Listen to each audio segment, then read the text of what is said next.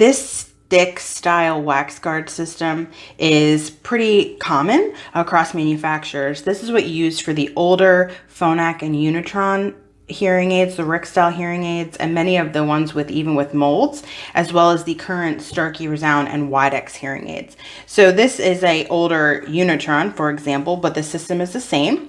You'll go ahead and pinch the side of the dome. You want to make sure you're not grabbing onto the speaker. With your other hand, you're going to grab the speaker and you pull in opposite directions. You then use your cleaning supplies, including your hearing aid brush, or maybe if you have wipes, to go ahead and brush all of the speaker and then also clean your dome.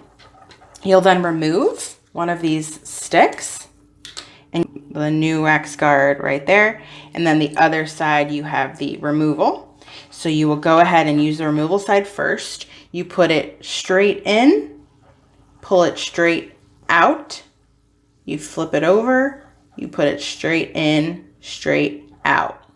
Now, some of the manufacturers do have a threaded side on the removal side, so you just have to look at that and see if you need to actually turn it, but you always put it straight in and pull it straight out. None of the wax guard systems require you to do it at an angle.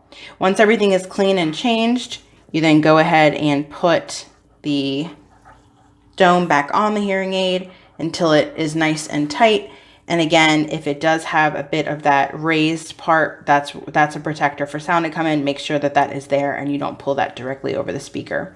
And that's how you change the majority of these stick style wax guard systems.